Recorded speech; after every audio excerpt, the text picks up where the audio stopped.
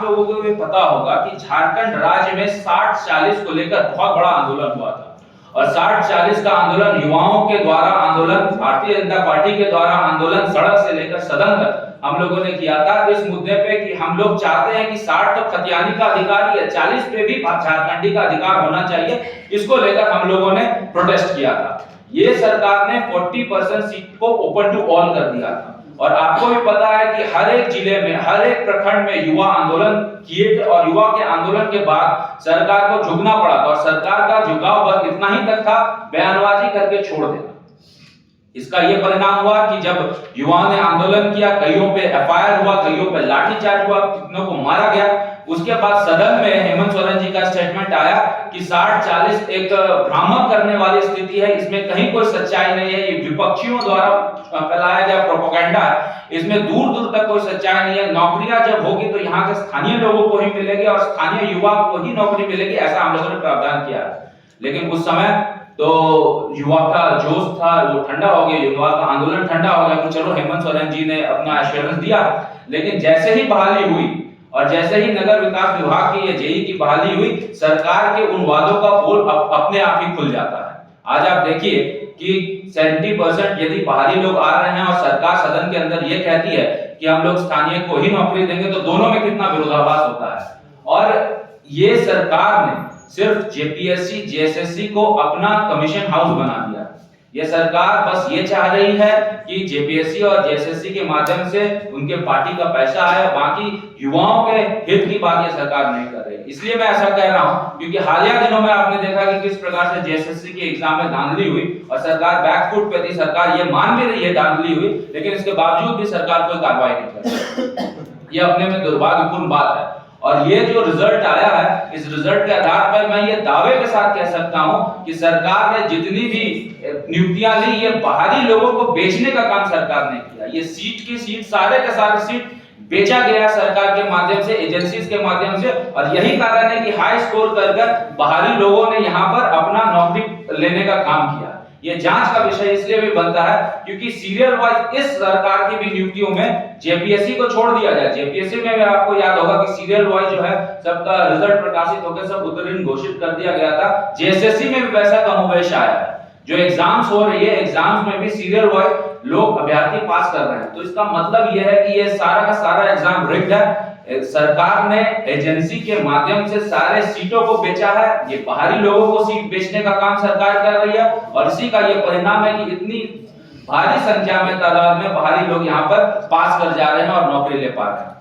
अब मैं सरकार से 2-3 सवाल करना चाहता हूँ कि सरकार ने आखिर कौन सी ऐसी खतियानी नीति बनाई कि बाहरियों का वर्चस्व ज्यादा हो गया। सरकार तो कह रही है कि 1932 लाएंगे, स्थानीय को प्राथमिकता देंगे, 3rd-4th ग्रेड एम्प्लॉयमेंट में रिजर्व करेंगे, लेकिन सरकार का जो कहना है और जो हो रहा है ग्राउंड में वो अलग है। तो मैं सरकार से सबसे पहले ये सवाल करना चाहूंगा, आखिर सरकार कौन सी ऐसी स्थानीय नीति और नियोजन नीति ला रही है जिसके माध्यम से बाहरी लोगों का ही वर्चस्व सरकारी नौकरियों में बढ़ता जा रहा है। और दूसरा सबसे बड़ा सवाल है कि सरकार जेपीएससी और जेएसएससी में हो रही धांधली और सीटों के बंदरबाट को लेकर क्या कर रही है। क्या सरकार अपने मंत्रालय में या अपने पदाधिकारियों तक एसआईटी की जांच को ले जाएगी, या फिर एजेंसीज को तक ही इसका दायरा को सीमित करके जांच को बंद कर दिया जाएगा। इसीलिए हम लोगों ने पिछले सत्र में भी ये मांग की थी कि इन सब चीजों की सीबीआई जांच होनी चाहिए। और सीबीआई जांच इसलिए होनी चाहिए क्योंकि एजेंसी, ब्लैकलिस्टेड एजेंसी सरकार यहाँ पर एग्जाम्स कंडक्ट करा रही है, चाहे वो बिन्सस हो, चाहे वो आईसीएन हो, चाहे वो सतवत इन्फोसोल हो, सारी की सारी कंपनियां ब्लैकलिस्टेड है। ब्लैकलिस्टेड कंपनियां सीटों को बेच रही है, बाहरी लोग इस सीटों को खरीद रहे हैं, और उसके माध्यम से जितनी भी एग्जाम्स हो रही है उसमें बाहरी लोग हाई स्कोर कर अंदर आ रहे हैं। ये युवाओं के लिए सोचने का विषय है, और खासकर झारखंडी युवाओं के लिए सोचने का विषय है कि आखिर ये सरकार कर क्या रही है। और सरकार की स्टेटमेंट से भी ये परिलक्षित होता है कि सरकार की सोच क्या है। जो व्यक्ति जेई के लिए, जो व्यक्ति एसडीओ के लिए, जो व्यक्ति इंजीनियर के लिए पढ़ाई करता है, 10+2 पास करता है, परिश्रम करता है, लाइब्रेरी में जाकर अध्ययन करता है, और उसको ये सरकार कह रही है कि तुम बकरी पालो, सुअर पालो, मुर्गी पालो, अंडे पालो, तो इससे ही सरकार की मनोस्थिति को हम लोग समझ सकते हैं कि सरकार कितना गंभीर है स्थानीय युवाओं को नौकरी देने के लिए। इसलिए हम लोगों ने ये प्रेस कॉन्फ्रेंस आपके बीच में रखा। और मुझे एक याद सरकार का स्टेटमेंट, हेमंत सोरेन जी का स्टेटमेंट भी आ रहा है याद, कि भगवान ना करे कि मेरे, जो पहले ही बात उन्होंने कहा था सदन के अंदर, भगवान ना करे मेरे ही परिवार से कोई जेपीएससी जेएसएससी क्लियर करे। तो उसी से आप समझ सकते हैं कि सरकार डे वन से, right from day one, negative mindset के साथ काम कर रही। सरकार नहीं चाहती है कि यहाँ के युवाओं को नौकरी दे। सरकार नहीं चाहती है कि यहाँ के युवा खेती किसानी को छोड़कर सरकारी नौकरी आए, क्योंकि जैसे ही युवा ज्यादा पढ़ लिख के कमाने लग जाएंगे तो उसके बाद सरकार से सवाल करने लग जाए। सरकार नहीं चाहती है कि युवा यहाँ पे सरकार से सवाल करे। इन्हीं सब बातों को लेकर हम लोगों ने प्रेस कॉन्फ्रेंस रखा। और पहले भी ये पहला इंस्टेंस नहीं है जब नगर विकास विभाग के द्वारा जेई की बहालियों में 70% बाहरी लोगों ने अपना वर्चस्व जमाया। आपको याद होगा कि जल संसाधन विभाग के द्वारा भी राज्य स्थापना दिवस में नियुक्ति पत्र बांटी गई थी। जल संसाधन विभाग का भी आंकड़ा मेरे पास है और उसमें भी आप देखिएगा तो मोर देन 50% बाहरी लोग उस समय भी आए थे। इसको विधानसभा के अंदर भी हम लोगों ने सरकार से सवाल पूछने का काम किया था। सरकार उस समय भी बैकफुट में थे और सरकार ने एश्योर किया था कि आने वाले दिन में बाहरी युवाओं के लिए हम कुछ ऐसा सोचेंगे, नियमावली बनाएंगे जिसके कारण उनका जो है स्थानीय युवा को प्राथमिकता मिलेगी। लेकिन सरकार ने इस 4 साल में कोई काम नहीं किया और 4 साल में कोई काम करने का, ये नहीं काम करने का ये नतीजा है कि आज की डेट में यहाँ के युवाओं का हक मारा गया। और इस हक की लड़ाई के लिए भारतीय जनता पार्टी सड़क से सदन तक तैयार है। मुझे लगा कि आपके माध्यम से युवाओं को ये मैसेज जाना चाहिए कि 60-40 का भी जो नारा था वो हम ही लोग ने दिया था सदन के अंदर, हम ही लोग ने इस चीज को रखा था। मुझे याद है कि 1 साल पहले विधानसभा जब चल रहा था तो 60-40 का नारा हम लोगों ने रखा था और उस समय हमारी बातों को सरकार ने और सरकार के समर्थकों ने झूठा कहा था। लेकिन आज जब नगर विकास की नियुक्तियां हुई है तो उससे ये परिणाम जो हमारा जो नारा था वो आज की डेट में सही साबित हुआ।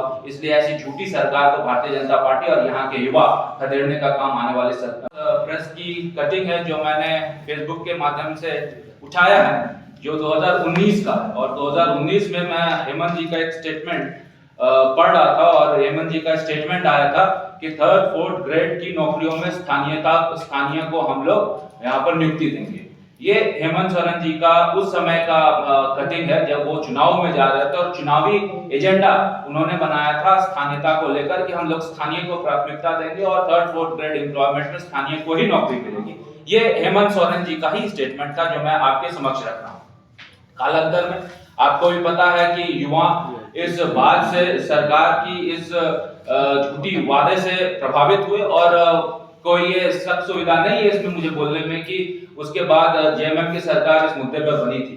लेकिन आज की डेट में जेएमएम की सरकार उलट इसके तमाम नियुक्तियां निकाल रही है, तमाम नियोजन नीति बना रही है। मुझे याद है कि 60-40 का जब आंदोलन हुआ था तो 60-40 के आंदोलन में हेमंत सोरेन जी जब मुख्यमंत्री थे तो उन्होंने सदन के अंदर कहा था कि झारखंड में किसी बाहरी व्यक्ति को नहीं मिलेगी नौकरी। 60-40 को लेकर जब हम लोगों ने सरकार से जवाब मांगा था, ये तो ओपन फोरम में है, पब्लिक फोरम में है और विधानसभा के पटल में भी चीजें रिकॉर्डेड है। लेकिन बावजूद इसके हालिया दिनों में जो आप नियुक्तियां देख रहे हैं जो कि नगर विकास विभाग से जेई की हुई, उसमें आप देखेंगे तो आपको भी पता है और हर जगह इस चीज को फेसबुक के माध्यम से पार्टी ने भी प्रचार किया है और हमारे नेताओं ने भी इस चीज को कहा है कि किस प्रकार से 70% से ज्यादा लोग बाहरी जो है इस नियुक्ति में शामिल होकर नियुक्ति पत्र ले रहे हैं। ये मेरे पास आंकड़ा है, ये आपके पास भी उपलब्ध होगा। मैं आपके रेफरेंस के लिए ये आंकड़े लाया हूं। उदाहरण के तौर पर मैं आपको बता देता हूं कि कहां से बाहरी लोग इस नौकरी के पार्टिसिपेट करके नियुक्तियां लिए हैं। अब आप देखिए कि हमीरपुर उत्तर प्रदेश, फिर आप देखिए सीतामढ़ी बिहार, फिर देखिए सिवान बिहार, फिर देखिए आप नालंदा बिहार, फिर देखिए आप बहराइच उत्तर प्रदेश, फिर देखिए बलिया उत्तर प्रदेश, फिर आप देखिए कि पूर्णिया बिहार, मतलब तमाम कोने से बंगाल, बानकुड़ा बंगाल, फिर आप देखिए बस्तर, उत्तर प्रदेश, तमाम ऐसे जगह हैं जहां से लोग यहाँ पर आके अप्लाई कर रहे हैं और नौकरियां ले जा रहे हैं। और एक ही जगह ये सीमित नहीं है कि बिहार राज्य, उत्तर प्रदेश, बंगाल, हिमाचल प्रदेश, तमिलनाडु से लोग आके यहाँ पर नौकरी ले जा रहे हैं। और एक दो की बात होती तो हम लोगों को समझ में आता है, 70% एंड अबव अगर सरकारी नौकरियां बाहरी ले जाएंगे तो किस प्रकार से हम सरकार की जो वादा उन्होंने किया था कि स्थानीयता को हम प्राथमिकता देंगे, उस पर वो अमल कर रहे हैं, ये सोचने का विषय है।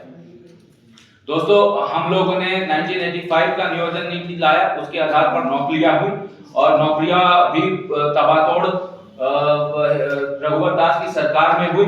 आपके पास भी आंकड़े हैं, 1 लाख से ज्यादा नौकरियां हम लोगों ने सरकारी नौकरी यहाँ के स्थानीय युवाओं को दिया। और इतना ही नहीं, जो उस समय विपक्ष में थे, अभी सत्ता पक्ष में है, उन्होंने इल्जाम भी लगाया कि बाहरी को नौकरी देने का काम भाजपा ने किया।